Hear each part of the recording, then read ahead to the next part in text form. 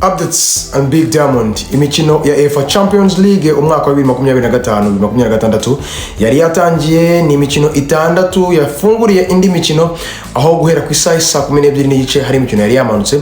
Ikipe ya Arsenal ndetse n'ikipe ya Atletico Club byari byakinnye, andi makipe yose yajyamanuka guhera aho ngaho ku isaha 3 naho yagiye acakirana. Ariko imikino ifite ukuntu girangira itanze isura nshyashya, hari ibintu bigiye bigaragaramo. Ibyo byose tujye kuganira muri minota mikeya.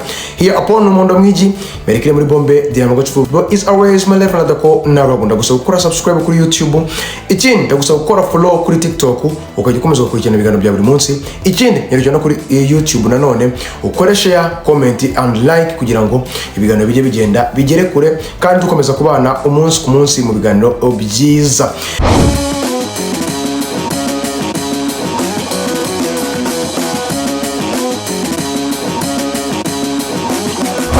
Ni UEFA Champions League yari yamanutse ku munsi wayo wa mbere, ni faze ya mbere. Amakipe yagiye acakirana mu buryo bugiye butandukanye, ariko byagiye bitanga isura itunguranye kubera ko uyu munsi wa mbere wa Champions League amakipe menshi yagiye atungurwa. Ntabwo ibintu twiteguye ari byo byagiye biba. Byaje ku isaha 12 aho ikipe ya Arsenal yabaye ikipe ya Atletico Club, no mukino waranzwe n'imbaraga zidasanzwe ku mpande zombi. Ni Atletico Club yari yagiye ikipe ya Arsenal, ariko wabonaga ko kubura niko William mufite ikinyuranyo. Ikipe ya Arsenal rero yaje gutsinda ikipe ya Atletico Club ibitego 2-0. Ibitego byatsinzwe n'abakinnyi baje basimbuye. Igitego cya mbere cyatsinzwe n'umukinnyi Martinelli, icyakabiri kiza gutsinda n'umukinnyi Trossard. Umukino uza kurangira ari ibitego 2-0. PSV Eindhoven yo mu Buholandi yaje gukutwa n'ikipe bita Ineos St Glorious ibitego 3-1. Ni ikipe mu Bubiligi yagerageje kugaragaza ko nayo yaje uyu mwaka ifite izindi mbaraga ije gutanga muri uyu mwaka wa Champions League, bishobora kuzatanga isura nshyashya yo kubona andi makipe matoya ndetse twitaga matoya ko hashobora kuzuka andi makipe matoya akaza guhangana muri Champions League muri uyu mwaka. Ni imikino ikipe bigitangira, ariko ni wavuga ngo wenda ngo birakaza cyane baracyari mu matsinda, ariko bitewe n'ibyo tubonye kuri uyu munsi amakipe arimo aratungurwa ku rwego rwo hejuru. Nk'iyi PSV Eindhoven abantu bose bari bazi ko nk'abantu ba bettinga bari bazi ko nk'uyu mukino igomba kuza nuko byagenda kose, ariko siko byarangiye. Agariko byarangiye ikipe ya Ineos St Glorious mu Bubiligi yaje kwikubita ibitego 3-1 inayisaka cyane rwose itayibabera. Tottenham Hotspur ku isaha 3 yaje kwakira ikipe bita Villarreal yo muri Espagne. Tottenham Hotspur yaje gutsinda ikipe ya Villarreal igitego 1-0, igitego kitsinzwe n'umudefanseri w'ikipe ya Villarreal. Benfica Lisbon yo muri Portugal yaje gutsindwa n'ikipe bita Karabakh ibitego 3-2. Ibi ni byaragiye mabwira ngo amakipe ari gutungurana. Aka gakipe gatoya cyane rwose kaje kuba gatungura ikipe ya Benfica Lisbon yo muri Portugal, kayitsinda ibitego 3-2 kayisanze no mu rugo. Ikipe ya Real Madrid nyuma yo kubona umutuku, ni nyuma yo kuba yari iri kwitsinda yishyura, ije gutsinda ikipe ya Olympique Marseille ibitego 2-1 byose bya Kylian Mbappé.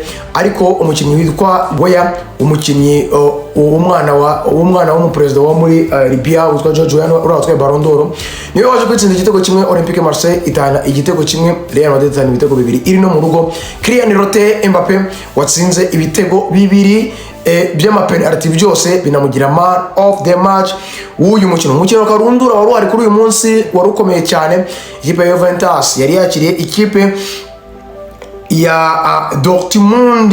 Ni umukino wari ukomeye cyane, ni umukino waranzwe n'imbaraga zidasanzwe cyane kubera ko ni umukino wari urimo ibintu byinshi bigiye bitandukanye. Adeyemi ku munota wa 52 yari yamaze gushyiramo igitego cya mbere ikipe ya Dortmund. Ku munota wa 63 ikipe yitwa Juventus umukinnyi wita Yildiz yaje kucyishyura. Ni umukinnyi w'umuhanga cyane kuri pass ya Joe Mario, umukinnyi ukina kuri kabiri. Ikipe ya Dortmund yaje gutsinda igitego cya kabiri ku mukinnyi bita Enmecha, igitego cyiza cyane cyatsinzwe n'uyu mukinnyi. Ariko Vlahovic yaje gutsinda igitego cya kabiri ikipe ya Juventus ku munota wa 36.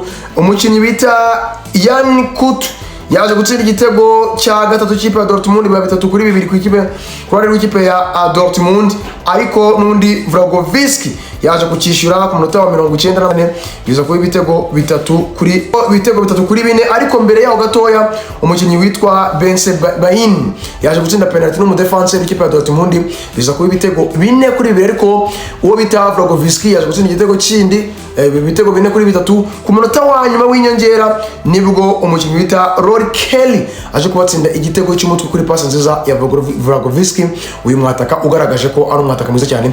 Umukino uza kurangira rero hagati ya Juventus n'iki kipe Dortmund ari ibitego 4-4. Iyo niyo mikino yaranze umunsi wa mbere wa Champions League w'uyu mwaka wa 2025-2026. Ese ukurikije uko iyi mikino yagenze, ukurikije ko wagiye ubona ama resultat yagiye avamo, ubona ba Kylian Mbappe baba man of the match ni inshuro ya mbere babibaye, ubona abakinnyi benshi bagiye batandukanye bagenda bakora ibintu bitandukanye, ba Dusan Vlahovic muri Juventus bakora umukino mwiza, gutsinda ibitego 2 na assist, ukabona aya makipe mato agenda atungura amakipe manini, byagiye bigenda gute kuri wowe? Wagiye ubona resultat zimeze gute? Se wabetinze wamufashe cyangwa byagenze nabi? Reka rero dukomeza kwizimba muri uyu munsi wa mbere, tujye no ku munsi wa kabiri. Ni uyu munsi amakipe nayo araza kuba amanuka kuri Champions League, ni faze ya mbere, ariko ni imikino yindi nayo iri buze kuba mu matsinda. Umukino wa mbere buze gufungurira saa 12 n'igice, Slavia Praha iraza gukina n'ikipe ya Bodo. Uyu mukino icyo nakubwira cyo ni umukino uraza kuba ukomeye ku mpande zombi, kuko ni amakipe anganya imbaraga cyane. Iyi Slavia Praha ubona ko ifite ibara kurusha Bodo gatoya, ariko ni umukino uri buze kurangwa n'ibitego 2 mu mukino kuzamura, ubwo ni over ya 1.5, ubwo ni ibitego 2 mu mukino. Icyo nakubwira kuza kuguramo niba uri buze kuba ubetinga, gusa n'umukino uraza kuba ari mwiza kuko ni amakipe abiri anganya imbaraga. Undi mukino n'umukino wa Olympiacos uri buze kuba ikina n'ikipe yita Paphos FC. Ni ikipe mbona Olympiacos iri buze gutsinda kano gakipe ibitego byiza cyane, no kugenda uhagura wini ya Olympiacos ukiraza kuba iri no mu rugo, nubwo Champions League irimo iratungurana, ariko nta kabuza wagura Olympiacos kuko imaze imyaka myinshi muri no rushanwa rya Champions League irikina, ubwo isobanukiwe cyane kurusha kano gakipe kitwa Paphos FC. Undi mukino ni Paris Saint-Germain iraza gukina n'ikipe ya Atalanta. Paris Saint-Germain mu Faransa, Parc des Princes iraza kuba yakira ikipe ya Atalanta. Ni amakipe akomeza kuba akomera. Ahangana nakubwira ngo genda ugure Paris Saint-Germain gutsinda, nubwo iraza kuba idafite Ousmane Dembele, iraza kuba idafite Désiré Doué. Nugura Paris Saint-Germain Bardier bariko nabonye ameze neza muri iyi minsi, no kuvuga ngo nabandi bakinnyi ba Vitinha, ba Fabian Ruiz baraza kuba bahari. Nuvuga ngo uragura Paris Saint-Germain gutsinda numva bikanganye cyane, uraza kuvuga ati reka ngure Paris Saint-Germain gutsinda cyangwa kumenya ko Atalanta gakunda gukubagana cyane kandi iyo kari hanze muri Champions League. Liverpool n'ikipe ya Atletico Madrid. Liverpool ifite wini muri uyu mukino, ariko kubera ko Atletico de Madrid bamaze gutangaza ko umukino Alvarez atari buze kuba yitabira uno mukino bitewe n'ikibazo cy'imvune yagize gitunguranye, nakubwira ngo genda ugure ikipe ya Liverpool gutsinda cyangwa se uguremo kwinjizanya kuri aya makipe yombi mu mukino w'ikipe ya Liverpool n'ikipe ya Paris Atletico de Madrid. Bayern Munich iraza kukinira ikipe ya Chelsea. Bayern Munich yinjijemo umukinnyi Jackson wavuye mu ikipe ya Chelsea, ni umukino bari buze kuba bakina Allianz Arena. Ndagira ngo mubwire ngo uyu mukino waza kugenda ukaguramo kwinjizanya hagati y'aya makipe yombi. Ikindi wabonamo muri uyu mukino nuko uyu mukino uri buze kubonekamo ibitego 2 kuzamura. Muri uyu mukino waguramo over ya 1.5. Umukino uri buze gusoreza indi Ajax n'ikipe ya Inter de Milan. Ikipe ya Ajax n'ikipe ya Inter de Milan nakubwira ni genda ugure over ya 2.5 muri uyu mukino waya makipe yombi ari buze kuba acakirana cyane. N'umukino uri buze kuba utoroshye ku mpande zombi. Ikipe ya Inter Milan muri weekend yaratakaje ku ruhande rw'ikipe ya Juve, ntabwo byagendekeye neza. Ikipe ya Ajax imaze iminsi iri kwiyubura muri iyi minsi, dore ko byamaze iminsi bisa nk'ibyayigoye, yasubiye inyuma gatoya. Gusa icyo nakubwira cyo nuko aya makipe yombi akeneye insinzi. Ni n'imikino ya mbere muri Champions League, gusa Ajax mu rugo iraza kuba igerageza, nubwo imaze imyaka myinshi gutsindira mu rugo byarayinaniye, ariko ndagira mubwire ngo uza kuguramo over ya 2.5 muri uyu mukino, ngo ni ibitego 3 mu mukino kuzamura. Ayo rero na prediction nari ngwaye ni n'imikino y'uyu munsi kuwa gatatu ngwaye. Ejo nabwo hari indi mikino turaza kwiganira ku mugoroba ubwo imikino yaza kubirangira.